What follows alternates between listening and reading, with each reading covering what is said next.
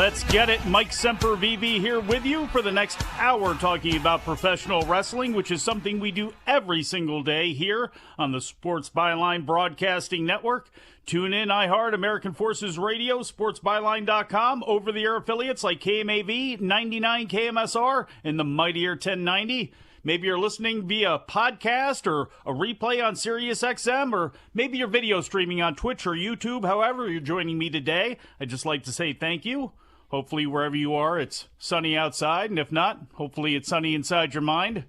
It is a cold, raw winter day here on my portion of Delmarva, but there is good news, as Punxsutawney Phil, America's groundhog authority on meteorological matters, saw his shadow, or did not see his shadow this morning, which means spring is on the way. I'm ready for that. I was ready to bring on Filthy Tom Lawler because it's a Filthy Friday. If you recall correctly, he ghosted me last week, said he was going to do something, ended up in Bossier City, Louisiana at the Ring of Honor tapings, teaming up with his new friend Fred Rosser, facing off against the ROH World Tag Team Champions of the Kingdom, Matt Taven and Mike Bennett. Did not work out too well for old Filthy Tom. Good news for him, though. He wasn't the one that took the fall. Not sure how this is going to affect his relationship with the West Coast Wrecking Crew, who is not very bullish on this relationship that he has started up here with Fred there, the Filthy Fred team. But at some point, he should be making his way to the show, and we'll talk to him. I'm here, Mike. Oh, you are here. I've been here the whole time. Video? I don't know. I'm not in charge of that. I've been here listening to your words the entire time. So you didn't hear me right before when I said filthy? Are you there? No, I wasn't paying attention. This is the perfect way to start off a Filthy Friday. And guess what, Tom? We're both going to pay. You know why? Because Matthew Justice, your opponent, tomorrow night is going to be joining me and us on Wrestling Observer Live.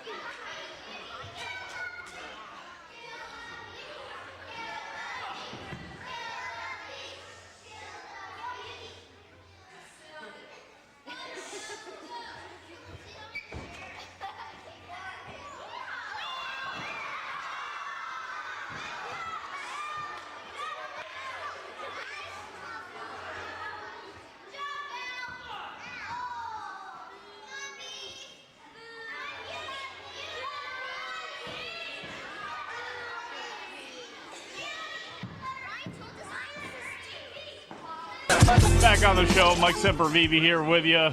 You know, we do this show right here for an hour at a time every single day, but if you want us 24/7, you can try to find us on Twitter/X if we have not blocked or muted you. I'm at Sempervive. Filthy is at Filthy Tom Lawler. The website is at WONF4W, and the broadcaster is at Sports Byline USA. I will skip over my plug for the Wrestling News. You know where to find that, thewrestlingnews.com, and at Wrestling News AV on Facebook and Twitter.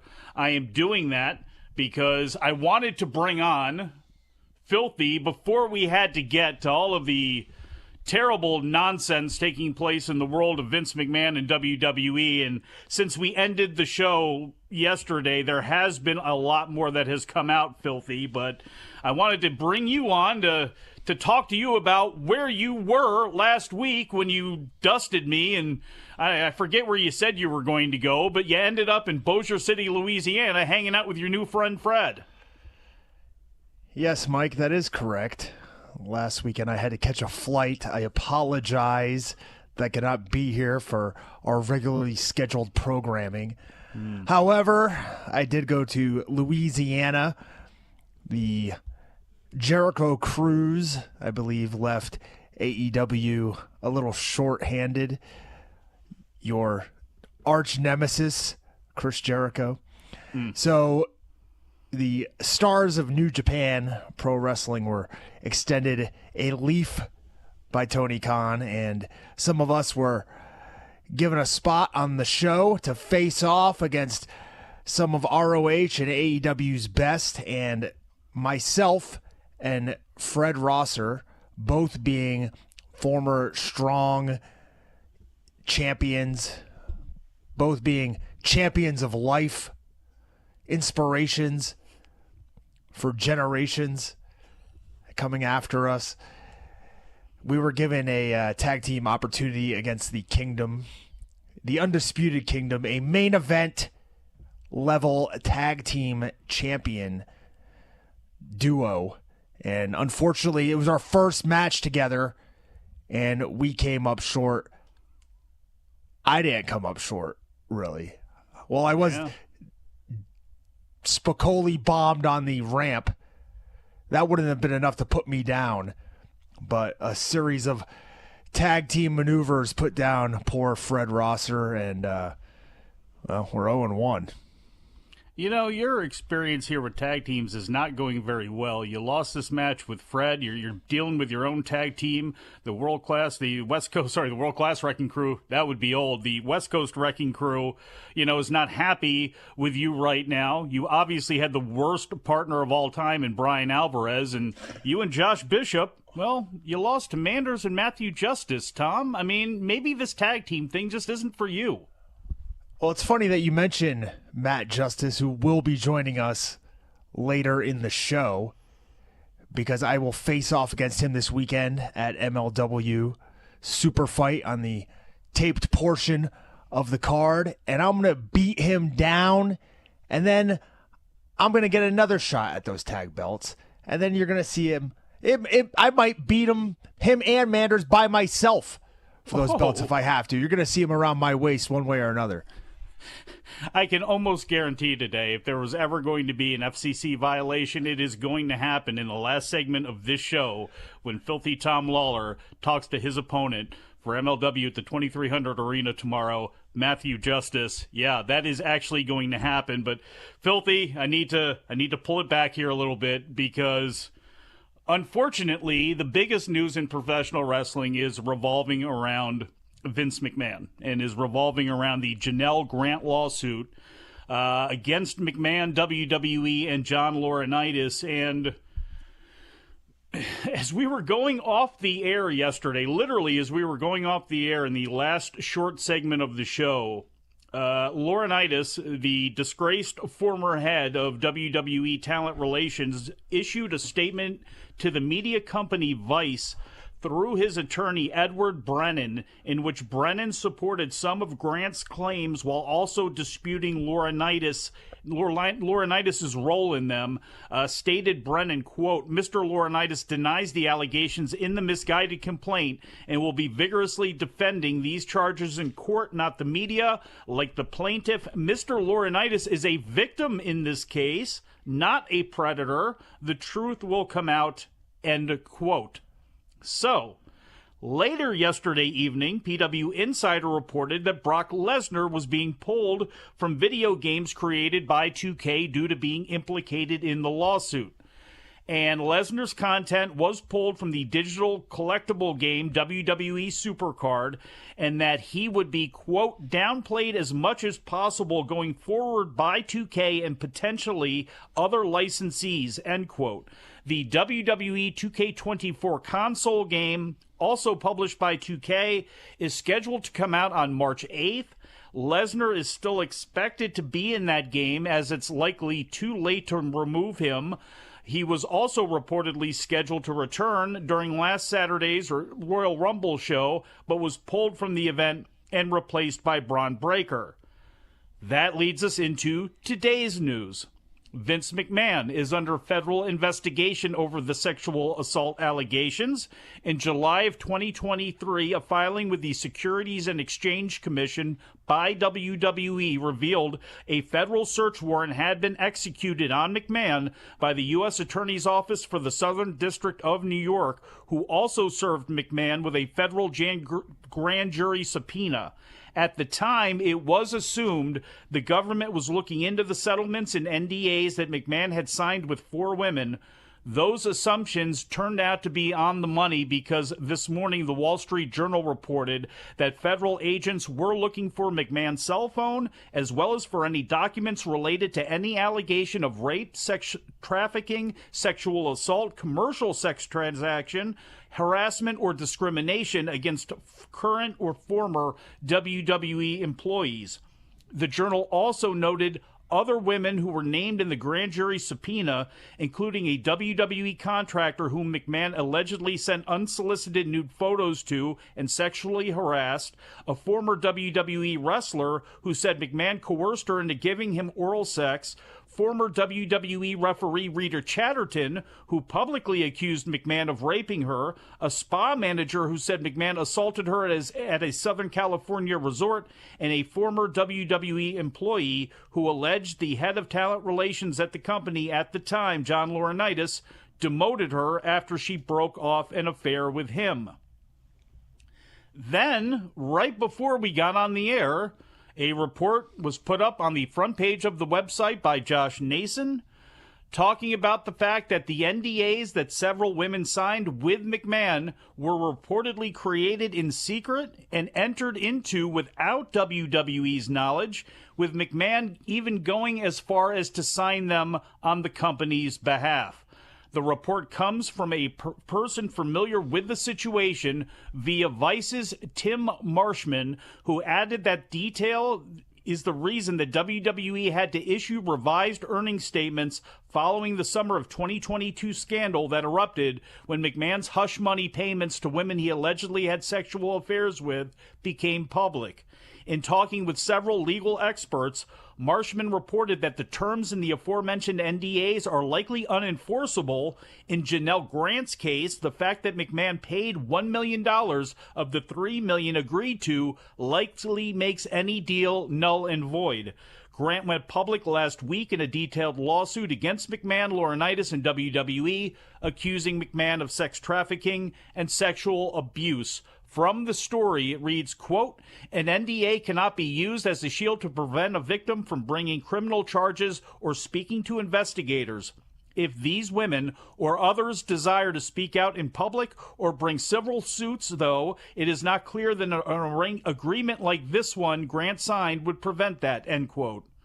So a day after his lawyer said his client was a victim like Grant under McMahon's control, Laurinaitis' lawyer, Edward Brennan, also told Vice they will, quote, go where the evidence leads, end quote, when it comes to whether other company executives were aware and involved with what was going on.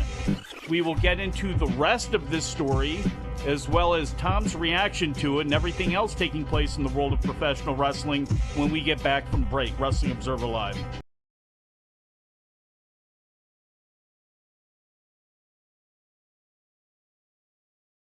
That whole series was absolutely ridiculous. So, like I just said, I now know that Rob's going back to football. He is keeping it under wraps, so I couldn't say anything about it, right? So we're trying to figure out how to do this spot. Rob might have, I can't remember exactly, but he might have told Vince or somebody that he was going to go back just so they could prepare internally in the company.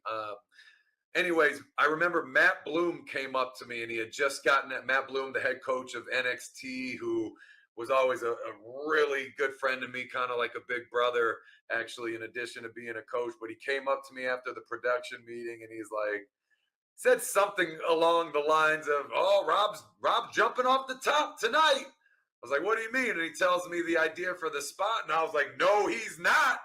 Absolutely no, he's not. Are you kidding me? This guy hasn't been trained. He hasn't spent a second inside a ring. You're going to have him jump off the ceiling? Absolutely not." He's like, "Mojo, it's all good. We went out and we got all the 7-footers from NXT. We got every tall person on this entire roster, and he's going to have 30 people catching him. He's going to be fine." And I was like, what if he gets excited and overjumps him? What if someone drops him on his head and he breaks his neck and he misses, out on, like, that's going to be on me. Like, I was like, absolutely not. This is not going to happen. Like, I didn't even know how high the jump was going to be at first. I was just like, Rob's not going to know what to say. He doesn't know how crazy it is here. I have to stand up for my friends. So I'm like talking with Bloom, and I was just like really uneasy about it. They talked to Rob, and Rob's trying to figure it out. We're going through it, and then Vince just pops out of nowhere, and he's like, "Oh, it's super simple." He's like, watch this. And he literally pulls out his money clip, which, by the way, was fat. He had a lot of cash on him.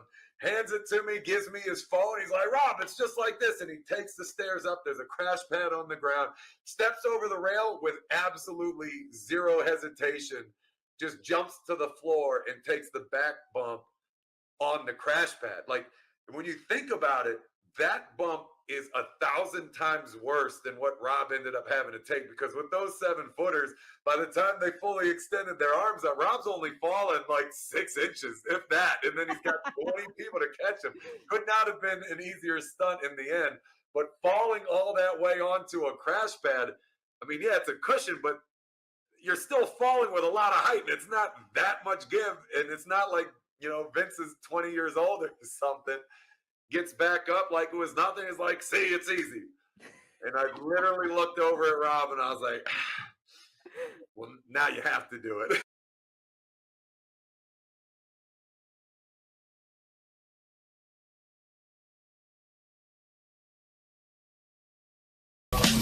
Back on the show, Mike Sempervive, Filthy Tom Lawler, we're with you. Wrestling Observer Live. Continuing on with the story from the previous segment about this whole deal about Vince McMahon signing these secret NDAs on the company's behalf without their knowledge. He apparently, as Vice is reporting, got counsel from his longtime lawyer, Jerry McDevitt. Quote, "According to a source familiar with the matter, though, the contract was in fact executed with McMahon secretly signing on both his behalf and that of WWE after seeking counsel from his longtime attorney, Jerry McDevitt, a seeming conflict of interest Goldberg called bizarre. Goldberg is Kerry Goldberg, who represented victims of Harvey Weinstein and was interviewed for the article. She noted that the copy Grant filed in the lawsuit was not signed by McMahon in either his personal capacity or role as then chair of WWE, as normally all parties would receive an executed copy of the contract." So, as I said, there has been a lot since the last time that we signed off here. Tom, I don't know if you want to comment on any of this stuff that has taken place either in the last 24 hours or in the past week here. But, the floor is yours if you so choose. What a segue. Thank you. What a thing to have to talk about. I wish we weren't talking about I this. know. I'm asking you all. because I Every don't know where day. Ja Rule is. We were going to ask Ja, but we'll ask you. But this is a perfect time. Where's Greg the Hammer Valentine at?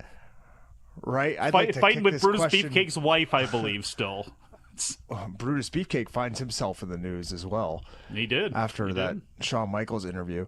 But, this is deplorable actions on behalf of Vince McMahon, the other people who are involved, John Laurinaitis.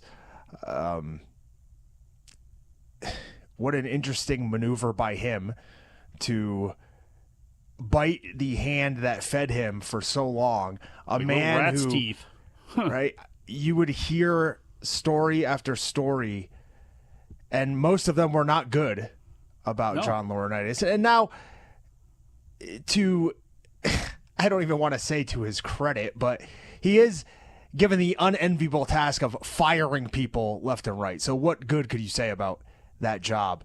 But for him to just turn immediately on Vince is not the twist that I saw coming in this story.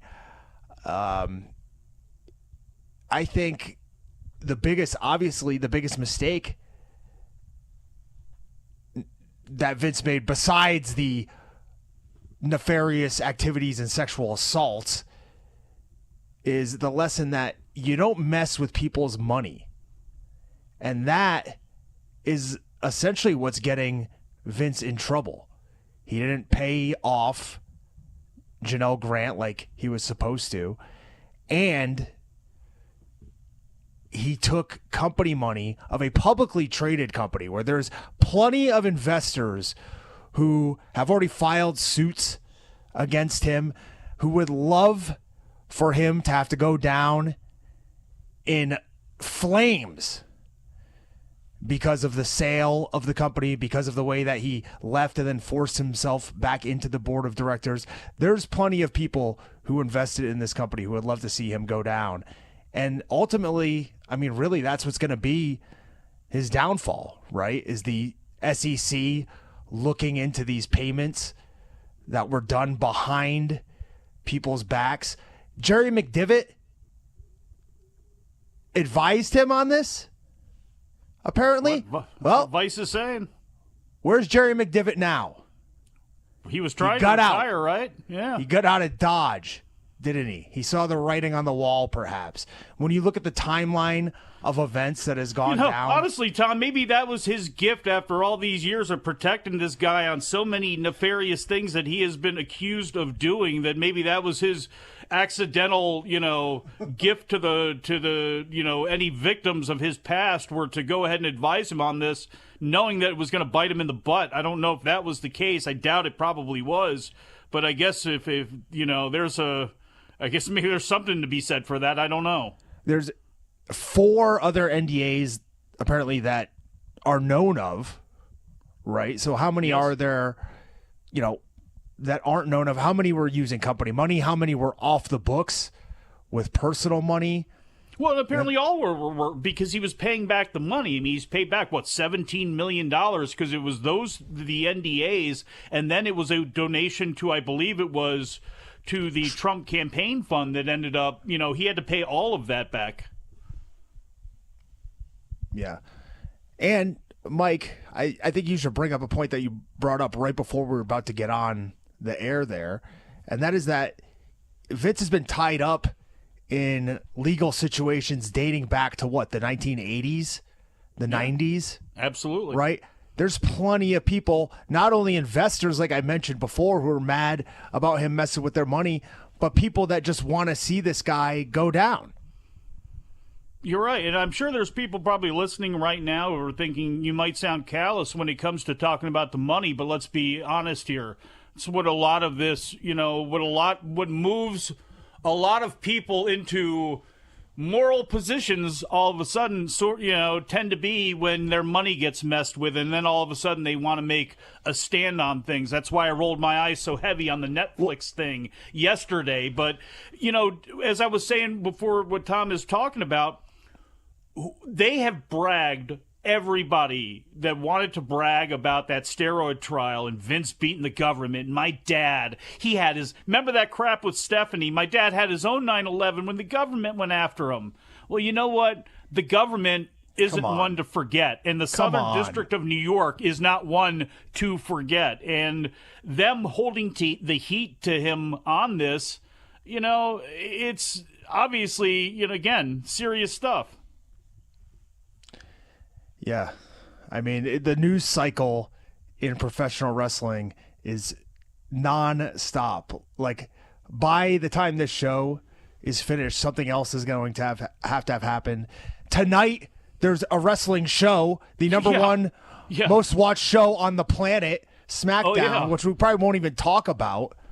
Well, I mean, we'll get into it right now, because coming up in the next segment, obviously, Justice is going to be coming on to talk about the match you guys are going to have and the MLW show coming up tomorrow. But, yeah, SmackDown live tonight on Fox from the Legacy Arena in Birmingham, Alabama. I mean, how do you again, with what we're transitioning from news-wise about wrestling that involves wrestling people now to the actual, fun times, the sports entertainment portion of the proceedings. There's no good way to do it here. But on the flip side, Mike, I will say, and maybe it doesn't happen to this level, but every business in the world is dirty on some level. Let's be honest. When it gets big enough, yeah. Every business, every corporate place I've ever worked, you know what I mean? Somewhere along the chain, there's bad stuff happening. Unfortunately, that's the case with all of humanity, right? So sometimes we need an escape. Sometimes Friday nights, SmackDown is that escape. So don't feel bad. Do you ever have a pina colada with it? Yeah, every once in a while I do. Maybe I have a little hot wing flavored Truly as well. Oh, God. Well, look, I would have assumed that Roman Reigns was going to be on this show anyway. If I'm WWE right now, forget about the public relations part, but just trying to get people to concentrate on the wrestling part of the things, like creatively, I'm putting Roman Reigns on everything. I'm putting Roman Reigns on Raw. I might put him on NXT. I'm putting him on Level Up. I'm putting him everywhere. He was announced for the show tonight. Makes sense, though, because the Men's Royal Rumble winner, Cody Rhodes, is also set to appear on the show. On Monday, world champion Seth Rollins pleaded his case to Rhodes about why he should face him at WrestleMania. Also on the show, the Women's Royal Rumble winner, Bayley, has stated she'll announce who she'll be facing at Mania. It's either going to be the Women's World Champion, Rhea Ripley, or her stablemate and WWE Women's Champion, Io Sky. Saying that right there, I just realized how dumb it is that why do we not have a women's world champion and a women's universal champion? Why is it the women's world champion in the WWE women's champion? It seems too bulky. Am I the only one? I never once thought about it. I just thought about it. And I don't like it. I don't like it. Well, I also don't like Logan Paul. Do you like Logan Paul? Logan Paul's job is to make you not like him. Yeah, and he does a damn good job of it, and he's really good in the ring with a very little experience. He'll be on the show talking about his disqualification win over Kevin Owens at the Rumble. PW Insider is reporting that Tiffany Stratton is appearing at the show tonight, and it's also been rumored that Carmelo Hayes and Trick Williams will also be there. As of this morning, no matches announced for the show, but there are 2 matches, all with Raw talent, actually being advertised locally for the fans that are going to the show. I guess dark matches before and after. Sami Zayn against Drew McIntyre in a 3-way for the women's world title between Rhea Ripley, Nia Jax, and Shayna Baszler. Call your friends. Words are going to be said in this next segment. Filthy Tom Lawler and I welcome on MLW's Matthew Justice, Second Gear Crew, coming on when we get back from break. Wrestling Observer Live.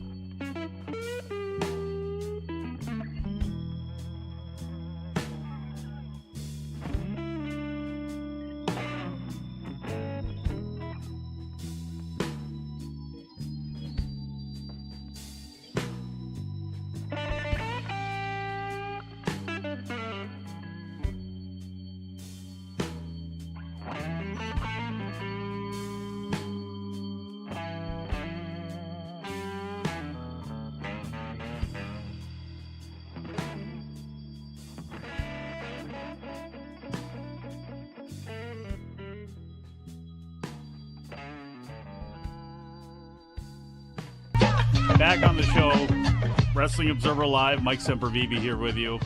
And yes, chaos has been orchestrated.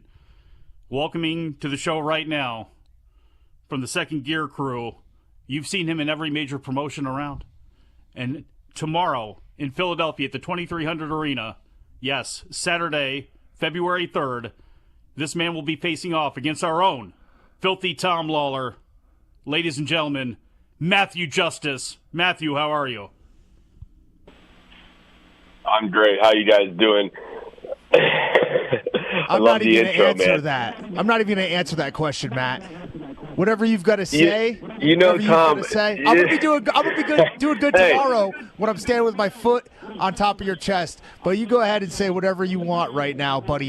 Get on that Nokia 3200 that you're calling from, and let us know. Sounds like you're on one of those slider phones, bro. You're also talking like you're on a UFC Ultimate Fighter face-to-face, but behind a screen, brother. And I'm glad that they reminded me I'm not allowed to swear because I had a filthy tirade for you, man. I'm sure you did. That's a good segue. That's a good outro for you to use the very few brain cells you have left to come up with a reason not to talk anymore. My brain. Save those brain cells for tomorrow, buddy. We faced off before. All right. This isn't gonna be not the first time. Is MSL like? Is he typing this out for you on the teleprompter? Is he in studio with you, or what's the deal, man? I know you're on the hook for the WTF. Listen, MSL's at home. You seem to be a puppet. You only see. MSL's at home. He's at home. He's watching tape on his VHS player of the Second Gear Crew. And he's going to have a plan. I mean, I have been wrestling tomorrow. I have been wrestling long enough that I did appear on VHSs. That's how long my career has been. So, I mean, that's really not a slight. I think that's like a legacy of violence that I have. Matt, since you're on the air right now, why don't you let most of our listeners out there know about your career, know who you are, because I'm sure that they have no idea. Oh, come on. Oh, man. Well, Tom, I will fill him in a little bit. I've been wrestling for 18 years. I'm a longtime journeyman. I've been just about everywhere. Like I said, I think I have a legacy of violence that I've made for myself, especially over the last maybe 6 or 7 years when I really just threw caution to the wind and didn't care at all anymore about what anyone thinks. And that is what I'll take to my grave. And it's not really something that I need to look to the past because I'm still moving forward. I don't really care about what I've done. I already did it. I'm not saying that's, I'm not diminishing any of those things, but I have more to do, including tomorrow, Saturday, at the 2300, formerly ECW Arena. The main ingredient to my style and attitude of life. And, the only thing you can do, man, is buy the ticket and take the ride. So, speaking of taking the ride, has there ever been a ride that you've taken that you've regretted? Because one thing that I know you love to do is to throw around one of Tom's failed tag team partners, Joshua Bishop, and drop him off of high things. But has there ever been a high thing that you have actually done a double take and said, even I can't do this? No, not at all. As far as jumping off of ledges or balconies or any type of extreme thing, I would say I maybe did a double take that I signed a contract with WWE when I was younger. That's probably about the only thing I double taked on, honestly. But, you live and learn on some things. Did you stop drinking Busch beer after your experience as Matthew Busch in WWE? I mean, was that enough to make you never drink Busch again and go to just natural light? That is what your gimmick was? You got to be kidding me. No. Matthew Busch was just a one-time jobber name that they gave me on a SmackDown before I got signed. That was some placid. Are you? You seem more of a merging kind of guy. Am I even allowed to say that on there? I'm sorry. Well, you just did, so there's that. But so obviously, you and the Second Gear Crew are, really over the last couple of years, those GCW shows, I think, certainly helped hype up and shine a lot of spotlight on all of you guys, whether it be Manders, Mance, Effie, Allie, yourself. I mean, talk a little bit, I guess, about that Second Gear Crew because, you guys really are the bar scene from Star Wars come to life, coming to your town and wrecking shop. What is it like riding with that crew and just how did even that whole deal get together? Absolutely. I think our whole MO really, and unsaid too, unspoken at first, was to just raise the bar, take it to a new level of violence. We all started out fighting each other in all of the promotions on our come up, really. Pre-COVID, we were all the big names, almost like the indie territories, I'd say. We were all champions in other places, AAW, AIW, all of the, we appeared frequently in Beyond, all the, the big name promotions, and we all loved fighting each other. Matt, not to bust in, Tom. but wasn't there a godfather? Tom. Wasn't there a godfather of the SGC who's no longer with you guys? Eddie Kingston. I mean, Eddie he's an OG member of the Second Gear Crew, of course, and our manager was Bill Alfonso. Let's be honest, he's the one that orchestrated and brought me, Mance, and Eddie together. Really, that was it. Keep going. Thanks, Wolfie. But we the foundation of the Second Gear Crew was definitely formed standing across the ring from each other, realizing that we all kind of brought the same energy. We were willing to really just throw caution to the wind. We have no regard for our body, whatever we have to do in the midst of a fight. And that's what, made us realize that we should all stand together and be even stronger than we were individually.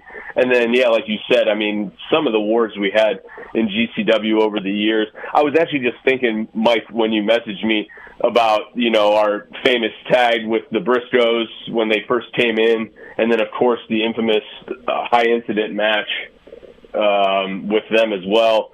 Those are moments of my life that I'll never forget, regardless of what else happens to me down the line. And those are things that people still always bring up.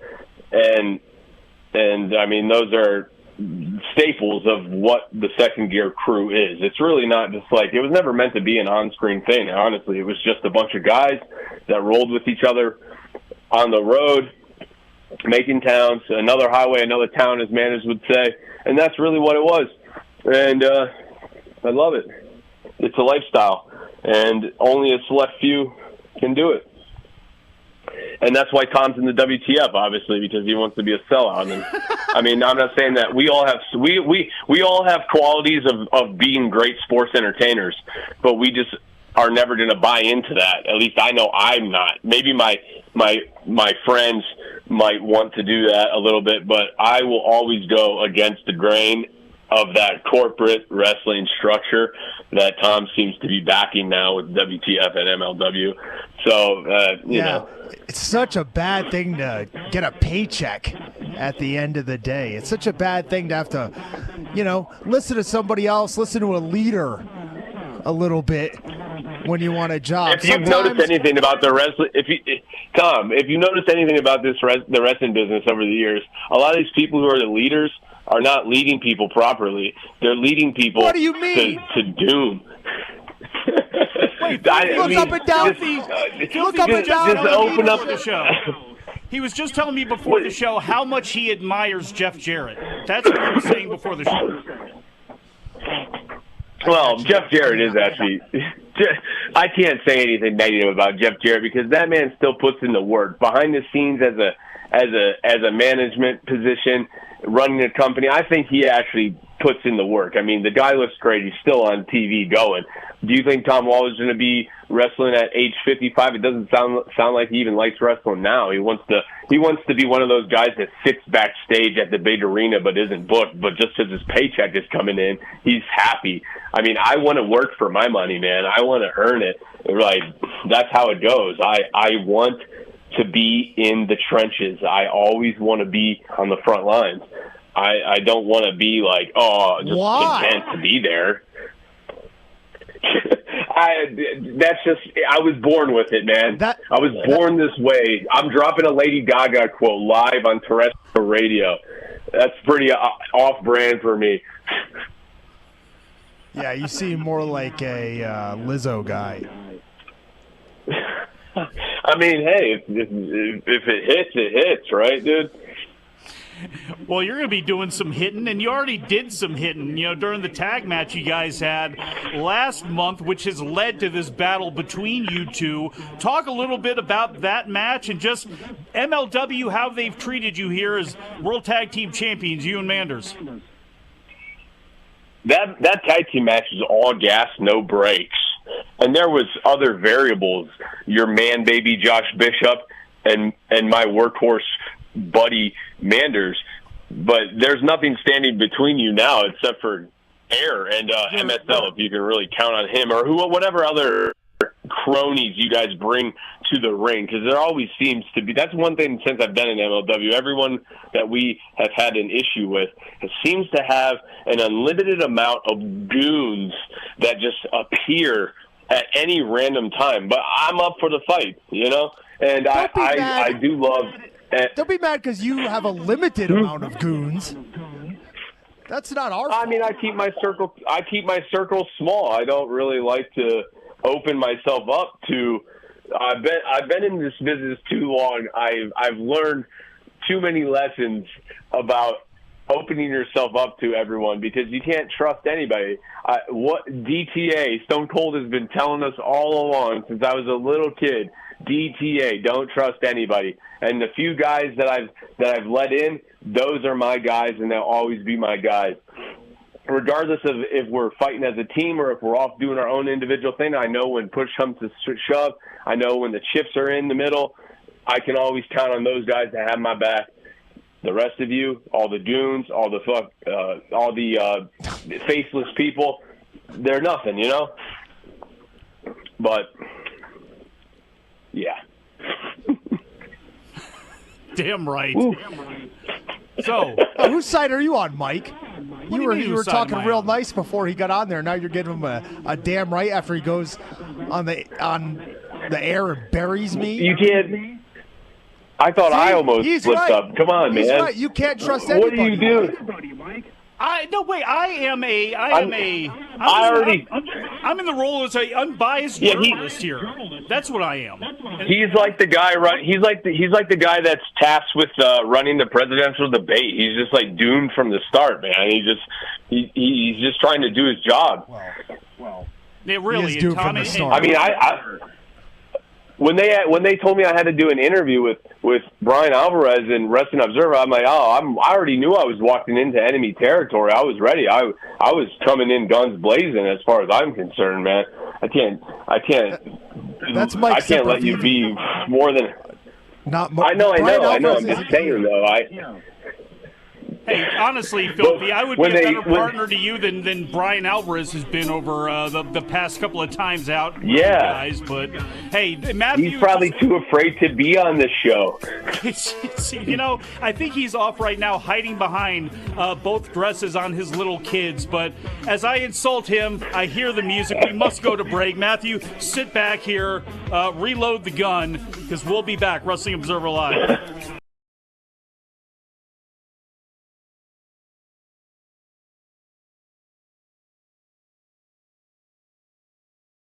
Was there ever a plan or ever any, concrete, real plan to have Gronk wrestle a match in WWE? Yeah, actually. What year was it? It was the year we had the COVID WrestleMania that was in the Performance Center. 36. Yeah, so that one, Rob was going to come in and we were going to work towards a tag match, actually. And we were going to do this tag match in Boston where he had just, finished playing for the Patriots because SummerSlam was there. And we were kind of talking about who our opponents might be, but we were going to do this match. And, I think it was going to end with some fireworks and me turning on him, setting up a one-on-one match in Saudi, actually. And we had like this really cool storyline in place. And Rob was all in on it. He was ready to go. He was going to make this his full-time thing, which I always thought was awesome because I know how much money that would have cost him giving up other opportunities. I know what he would have made here, and I know what he makes on the outside, and he would have lost a ton of money to do this, but he was so jacked up about it. And, we were sitting there. I want to say it might have been like the week before. Anyways, his phone started blowing up with his agent calling and Tom Brady calling. And we're at, I think it was SmackDown at the time. And Tom told him that he was going back to football, that he was going to the Bucks, and he should consider coming out of retirement. And I think Rob had like $10 million on his contract for that year if he went back and, starting over fresh, fully healed. it was kind of a no-brainer for him. Of course, they went on to win the Super Bowl that year, so he absolutely made the right decision. But had to that Tom Brady not ruined it, we would have had a real cool storyline for maybe that year.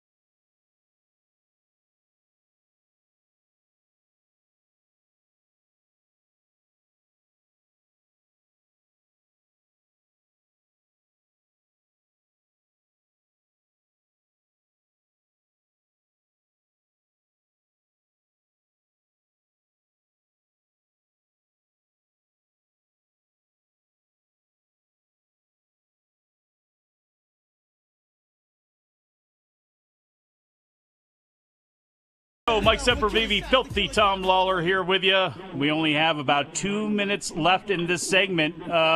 Filthy sent me a text, Matthew, that he said 2 minutes is all you really ever need for anything. Do you have any response to that?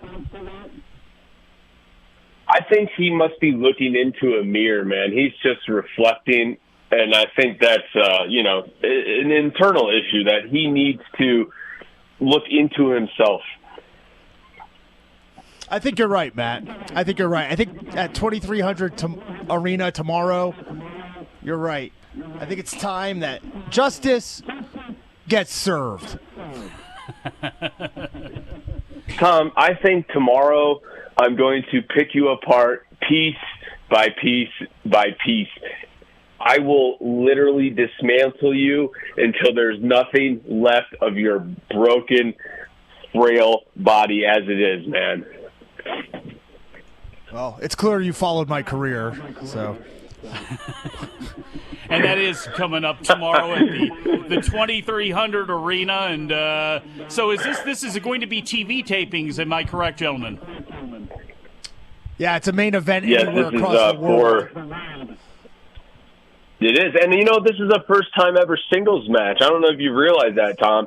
You're talking as if you've scouted me. I know we've fought other places in tag matches. We've also fought in four corners, maybe triple threats. You've never really faced the full burden that is an unleashed Matthew Justice. And earlier, you cut me off. That's the thing. MLW is actually allowed. I hate to do it. We got to cut you off. Saturday, February 3rd. Catch him. Matthew Justice, Filthy Tom Lawler, MLW. We'll talk to you again after a while.